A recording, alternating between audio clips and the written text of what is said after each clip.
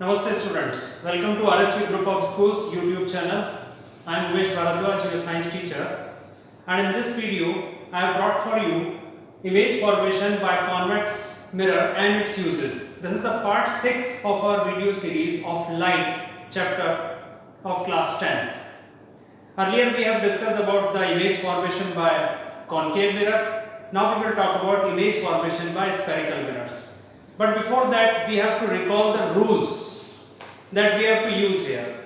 So the first rule is that if the light ray is parallel to the principal axis, then it would appear to diverge from its focus.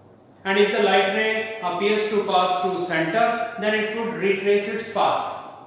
Keeping these rules in mind, now we can go for making of these ray diagrams. So there are two cases only where the object can be placed in front of a convex mirror.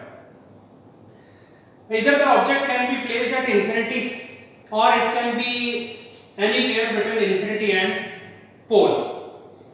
Not so many positions are possible because the focus and the center of curvature of convex mirror is situated on the other side, that is on the polished side where light cannot go. So we have only two cases because the object is placed in front of its reflecting surface and it can be at infinity or anywhere between infinity and pole. So case first, here you can see these two light rays I have shown, they are coming from infinity. Both are parallel to the principal axis, and when they strike the reflecting surface of convex mirror, then they get diverged. But they appear to diverge from this point called principal focus. Here the light rays are not actually meeting at this point, so the focus of convex mirror is called virtual focus, and we use the terminology appears to diverge. Here you can see these light rays appears to diverge from F, hence we have shown dotted part on the polished side. What type of image is formed here? The image is formed at focus and the nature of this image is virtual. We have already discussed that virtual image is formed when the light rays do not actually meet but appears to meet. So here the light rays are not actually meeting, they are appearing to meet, so the nature of image is virtual, and virtual image is always erect, means upright. The size of the image is highly diminished or point size. So these are the characteristics of the image. The nature of the image is virtual and erect, and its size is highly diminished. Another case, now the object can be placed anywhere between infinity and pole. So we have placed the object AB here on its principal axis anywhere between infinity and pole. The first light ray, which is going parallel to the principal axis, would get reflected from the reflecting surface of this mirror and appears to diverge from this point called focus as usual. But the second light ray appears to pass through center. It cannot go towards the center, it appears to pass through center and it retraces its path. Here I have shown double-sided arrow which shows retracement of path, means it goes in the same direction and comes back on the same path. And the point where these two light rays appears to intersect, here we will get A dash B dash, the virtual and diminished image behind the mirror. Convex mirror produce virtual image and virtual image is always found behind the mirror, and here you are getting the image which is little bigger than this case. So here highly diminished image is formed and here diminished means small size image is formed. That's all. These are two cases which are possible in case of convex mirror.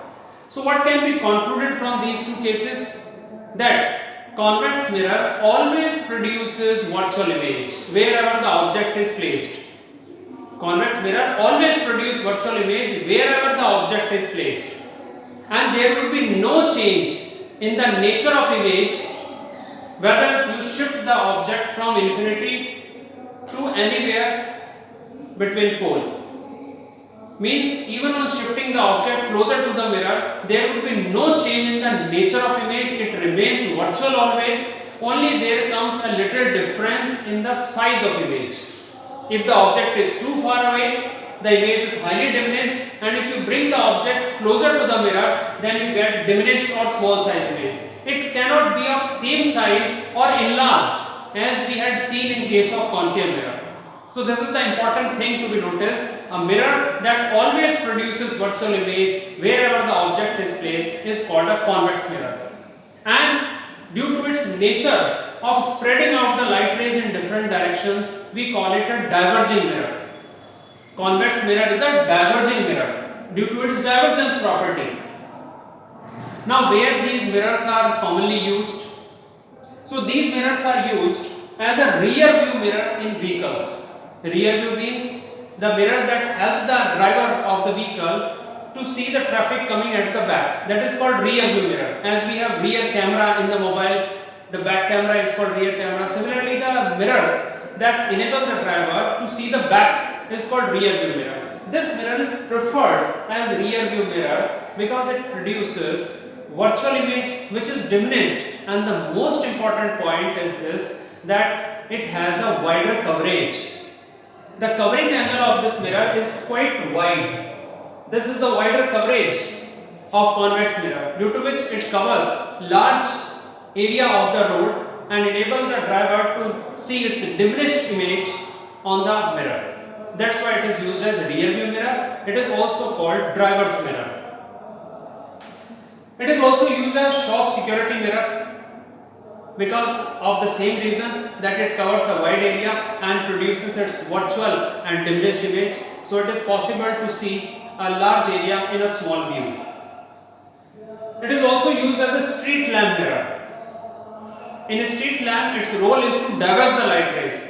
So a single street lamp can illuminate the large part of the road. Hence it is used as a street lamp mirror. You must have seen such mirrors at the blind turns of hilly roads.